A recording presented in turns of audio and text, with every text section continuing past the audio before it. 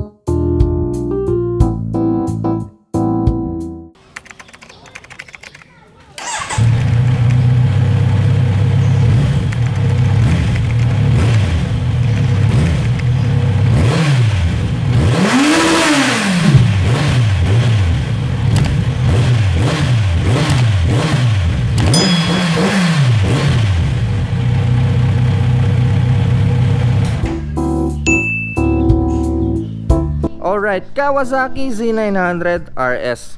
Kapag sinabi nating Z from Kawasaki, ito yung mga naked lineups nila at the RS stands for retro styling. Para sa mga Z900, may tatlong in-offer na version si Kawasaki. Itong Z900 RS na retro bike, another retro bike pero cafe inspired na Z900 RS Cafe at ang Z900 Naked Sport na hindi nilabas ng Kawasaki dito sa Pilipinas. Kung mapapansin nyo, parang ganito yung itsura ng motor ng mga unang panahon. Yan ay dahil kinuha ang design niya sa legendary 1973 Kawasaki Z1900. Well, karamihan sa atin syempre hindi masyadong familiar sa motor na yon kasi ang alam nating Z1 yung mga nakikita nyo pumupunit sa mga expressways nowadays.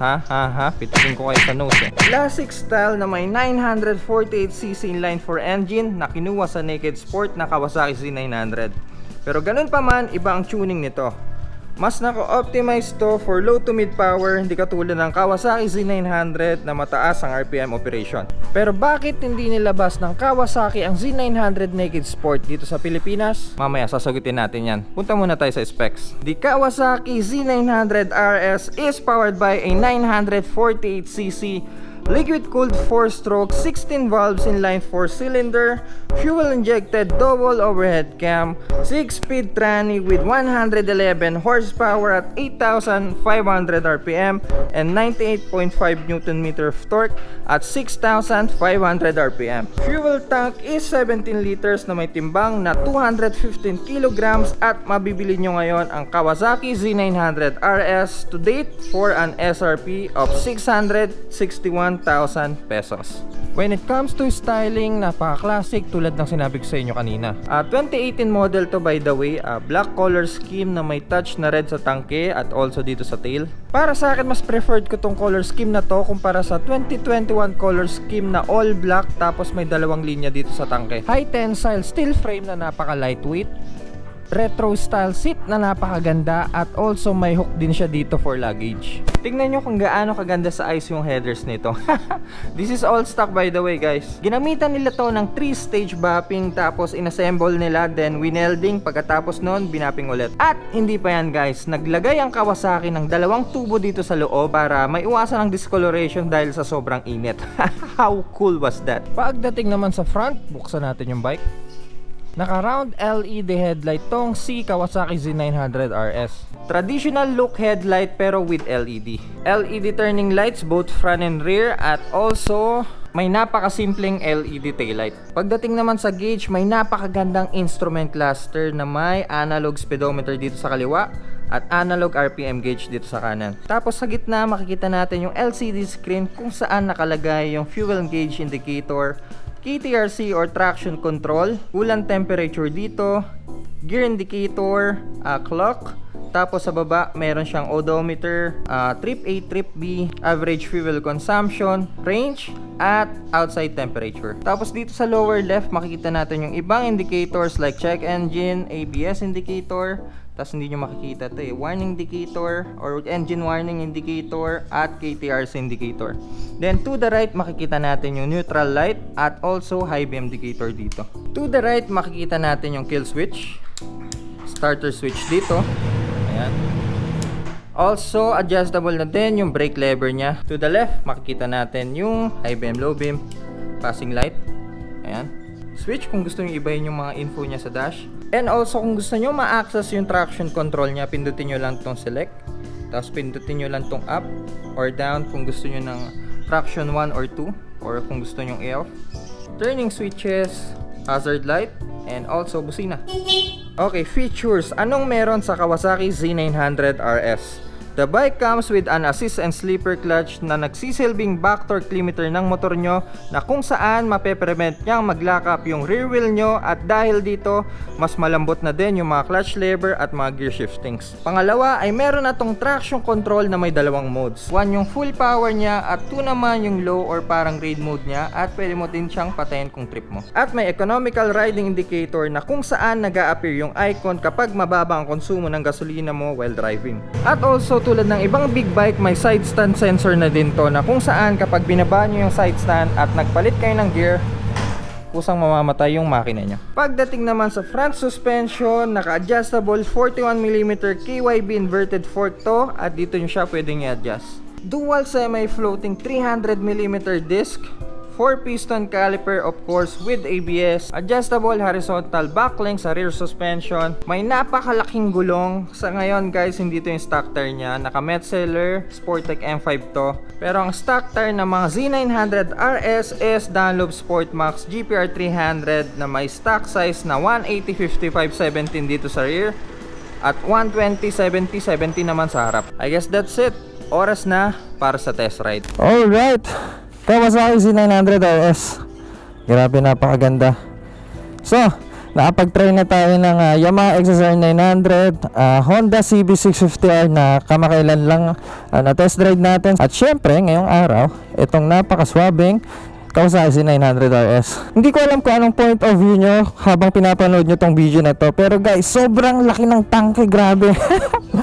May napakagandang headers, napakalinis kung nakikita nyo naman. Alright, without further ado, umpisahan na natin. Excited na ako.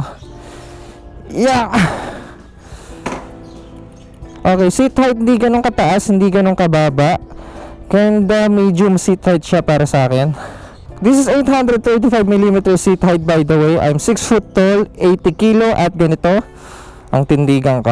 May napaka-wide na handlebar, grabe. Walang sinabi yung Honda CB650R. Okay, start na natin. By the way guys, etong nailaw na to, ito yung immobilizer indicator nito. Meaning guys, hindi nyo pwedeng pasukan to ng ibang susi, kasi bawat susi ng Kawasaki, or specifically itong susi na to, may mga code to na talagang itong susi na to ay para lang sa motor na to. Inline 4-cylinder. The bike was warmed up before Jo Moto demonstrate every first ride of his videos. Stop hating, he's cute. Sobo. By the way guys, this is all stock Itong narinig nyo ngayon, stock exhaust nyo to. Kasi natin yung side mirror. May napaka-classic na side mirror. Maganda. Oops, ba't ganito to? Clutch, napakalambot. Bihira ako makahawak ng clutch ng Kawasaki na matigas. Kadalasan malalambot. Okay, maggagabi na, grabe. Ano oras na ba? 6:30. Naku, kailangan nating madaliin. First gear.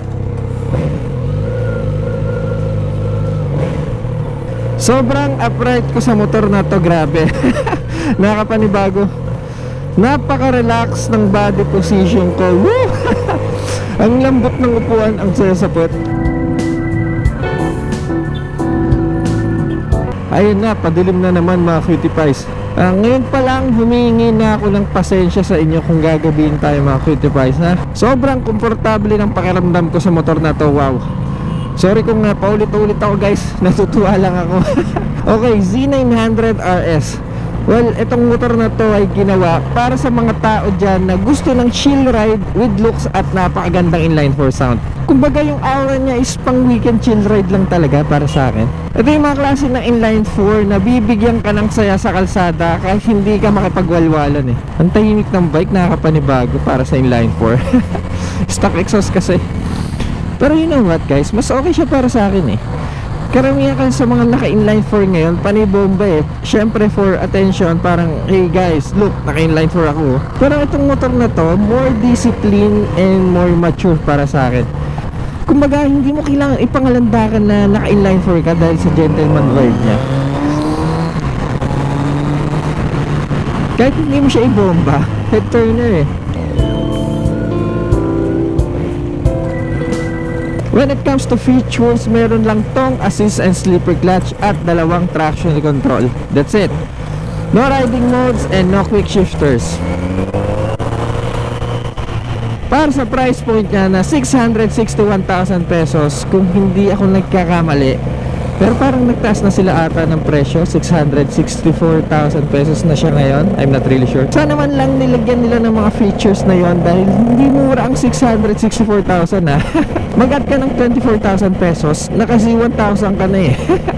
Or pwede mo namang kunin yung mas murang version na RS Cafe for 641,000. Mas mahal tong Z900 RS dahil kinuha yung DNA niya sa Z1900 or yung UJM ng mga early 70s. Ideal seat height para ma-flat foot mo tong motor na to. Para sa akin at least 5'6 or 5'7. Hindi siya kataasan eh, pero hindi din siya mababa at the same time. Alright, try natin yung power niya dito.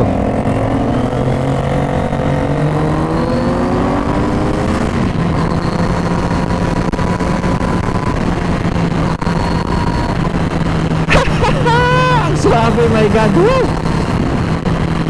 Guys, pasensya na kayo kung medyo madilim sa part na to ha, kasi wala masyadong ilaw sa lugar na to eh. Kaya sa mga tiga Cavite dyan na laging dumadaan dito sa gabi, mag-iingat kayo ha, dito sa Dangare. Woo! Sobrang nai-inlove ako sa makina nito. Guys, sa lahat ng inline 4 na na-testing natin, ito na para sa akin ang pinaka-smooth na inline 4 na nakawakan ko so far. Walang halong vibration, kalmadong engine braking, responsive ng throttle, malakas na torque, superb handling. Guys, wala sa kayong hahanapin pagdating sa performance dito sa motor na to. Also, katulad ng mga ibang naked, wala masyado tong aero dahil sa lumi yung hangin eh. Especially kung dadaan kayo sa mga highways. Parang may mali sa headlight nito. Masyadong mataas yung low beam. Teka, hinto muna tayo saglit at aayusin ko lang tutok ng ilaw. Baka mabulag mga kasalubong natin.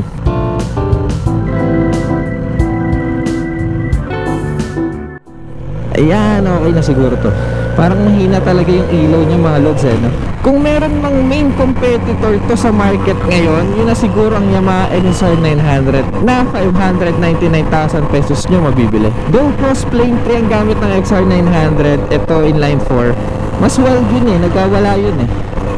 Dito sa Z900 RS, mas kalmado naman siya. Magkaiba talaga sila ng characteristics eh. Price point and features guys, no doubt XSR 900 pa din ako. Pero classy bike na swabe for weekend rides, especially kung dadaan kayo sa mga twisty roads, mas masarap dalhin tong Z900 RS eh. Mas relaxing at kalmado. Pero bakit hindi nilabas ng Kawasaki ang Z900 Naked Sport dito sa Pilipinas? Simple lang ang sagot mga cutie pies.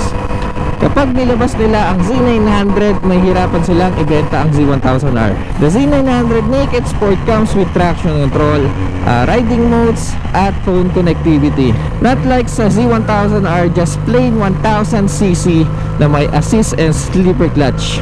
That's it. For short, marketing strategy nila yan. Kaya instead of bringing the Z900 dito sa atin, naisipan ng Kawasaki, huwag na yan, overrated yun. Z900 RS na lang para may retro tayo sa 900 class.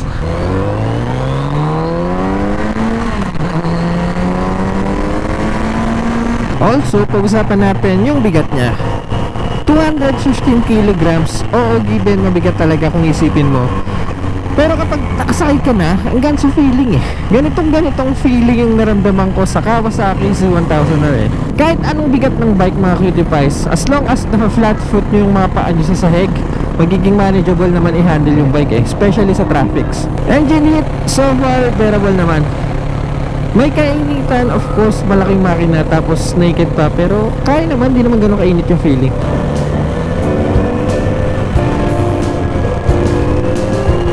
Okay, final verdict. Bike performance and ergonomics sobrang goods. Low to mid torque sobrang okay. Styling, napakaswabing retro head turner. The only downside para sa akin is the price. 661,000 or magkano ba? 664,000 ngayon. Wow, masyado na siyang mahal para sa spec sheet niya, grabe. Well, isang reason kaya ito mahal ay hinulma siya galing sa 1973 Z1900 pero ganoon pa man, it's too much guys. Pero kung classic enthusiast ka, para sa'yo na tong motor na to. Estimated fuel consumption ko sa motor na to is 17 km per liter. Expect nyo na guys na hindi tipid to sa gas dahil inline 4 to eh. Woo, grabe. Solid. So mga kitty pies, kasama ko nga pala ngayon si Brother M. Siya yung owner nitong napakaswabing Z900 RS. So para sa'yo paring M, bakit ba Z900 RS pare? Well, para sa akin kasi unang-una yung looks eh. Hindi na siya maluluma. Classic kasi siya eh. Inisip ko rin mag-XSR, kaya lang ayoko kasi nung handlebar niya, parang aggressive siya eh, pag tinignan mo yun. Oo, sobrang straight kasi nun eh. Ito, relax. Mas gusto ko kasi relax pag nag-ride ka lang. Ayoko nung nakayoko. Medyo aggressive, medyo sporty. Okay. So, para sa'yo pare, syempre may mga bagay tayo na medyo hindi nagustuhan kahit syempre wala ng perfect machine. Kung meron man, ano yun pare ko? Yung sana mas ma-improve ng Kawasaki dito. Una ko reklamo dito is yung cambio. Yung cambio niya, pag nakapiga ka, tapos mag-second gear ka, bumibitaw. So mula first gear, nagiging neutral. Kasi na second gear, bababa na neutral. Ay, ganon? Yun yung unang ayaw ko dito. Tapos minsan nagiging jerky yung gas. So kakajut ka pag from first gear ka naman. So far yun naman. Plus yung fuel consumption niya malakas. Sa engine performance pare, mayroon ka bang medyo napansin? Sa engine niya, yun, mas gusto ko yung engine niya kasi ako galing ako sa Ninja 650. So si Ninja kasi malakas yung hatak. Ito malakas din naman hatak, kaya lang mas smooth siya pag, kasi ako hindi ako smooth dito eh, parang magano lang. So pag pinibitawan ko yung gas, hindi siya malakas mag-engine brake. So ito, pwede ka mag-engine brake, pero hindi ka mapapagod kakahigil.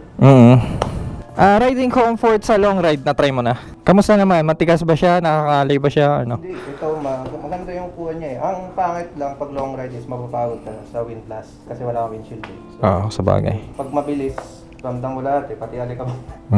Isa pa, ayun, yung preno sa likod. Mahina?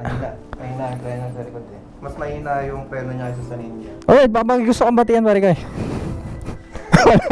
At syempre mga cutie pies, bago ko tapusin tong video na to, makakalimutan ko ba naman kayo? Punta tayo shoutout. Shoutout kay Albert Maala. Congrats boss Joe, Moto 100k subs ka na. Shoutout na lang sa aming laging nag-aabang lagi sa bagong upload mo. You know, Albert Maala, maraming salamat sa suporta. Rob Manzo. Kuya Joe deserves a million subs. One of my favorite moto vlogger, ang Kuwela. More power Kuya Joe, pa-shoutout next video. You know, maraming salamat sa iyo, Rob. Basil Alan Lat. Ito ang isa sa mga pinag-iipunan ko kaya ako nag-abroad. Pa-shoutout naman please from Malaysia with love. Shoutout sa mga tropa ko sa San Manuel, Pangasinan. Basil Alan Lat po pala. Sana mapansin mo Lods. Thanks, ride safe po. You know, maraming salamat sa iyo. Ingat dyan sa Malaysia. At syempre lastly, Moto Tinta TV. Thank you for the information. Thank you for the informative tips, sir. Newbie vlogger here, motorcycle and tattoos content. More power to you. Pa-shoutout po. You know, Moto Tinta.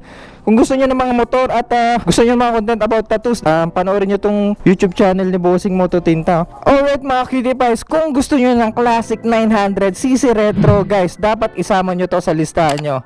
At kung mahilig kayo sa mga ganitong content, please do subscribe sa ating YouTube channel syempre. At mga cutie pies, ang napakagandang, napakaswabing, napakawala akong masabing Kawasaki Z900 RS. See you sa next content. Ciao!